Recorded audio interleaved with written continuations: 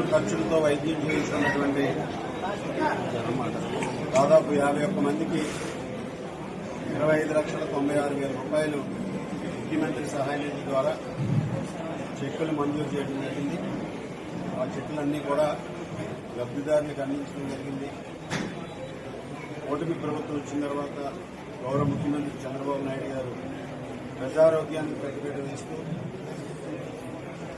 ఎన్టీఆర్ ఆరోగ్య సేవ ద్వారా అందిస్తున్నటువంటి వైద్య సదుపాయాలతో పాటుగా ఎవరైతే ఈరోజు వారి సొంత ఖర్చులతో వైద్య సదుపాయాలు పొందుతున్నారో అటువంటి వారికి కూడా ఆసరాగా నిలవాలనే ఒక సంకల్పంతో ముఖ్యమంత్రి గారు పెద్ద మనసుతో ముఖ్యమంత్రి సహాయ నిధి నుంచి నిధులు మంజూరు చేయడం జరుగుతుంది.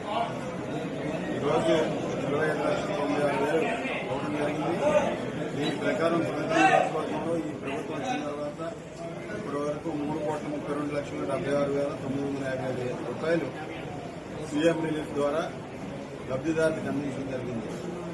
ప్రభుత్వం వైద్యానికి, ఆరోగ్యానికి, విద్యకి పెద్దపీట వేస్తూ ఈరోజు బడ్జెట్లో కేటాయింపులు చేస్తూ అన్ని విధాలుగాను కూడా ఈరోజు ప్రజలందరికీ ఇటువంటి సదుపాయాలు అందించాలనే ఉద్దేశంతో ముందుకు వెళ్ళడం జరుగుతుంది.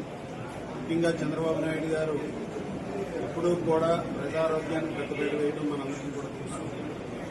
ఈరోజు గత ప్రభుత్వంలో పూర్తిగా నిర్లక్ష్యం చేసినటువంటి ముఖ్యమంత్రి సహాయ నిధి నుంచి డబ్బులు ఇవ్వడం అనేది గత ప్రభుత్వంలో అరకొరగా ఇచ్చినటువంటి పరిస్థితి. కానీ ఈరోజు చంద్రబాబు నాయుడు గారు వచ్చిన తర్వాత మొదటి సంవత్సరమే దాదాపు 500 కోట్ల రూపాయలు సీఎం రిలీఫ్ ఫండ్ ద్వారా రాష్ట్రంలో ఇవ్వడం జరిగింది. ఈ విధంగా ఈ ప్రభుత్వం ప్రజల సంక్షేమం కోసం, ప్రజల ఆరోగ్యం కోసం పనిచేస్తుందని సందర్భంగా తెలియజేస్తుంది. కంపెనీ వర్గంలో కూడా ఎవరైతే అర్హత ఉంది, ఈ విధంగా వైద్య సదుపాయాలు పొందుతున్నారో అటువంటి వారందరికీ కూడా ప్రభుత్వం అండగా నిలబడుతుందని ఈ సందర్భంగా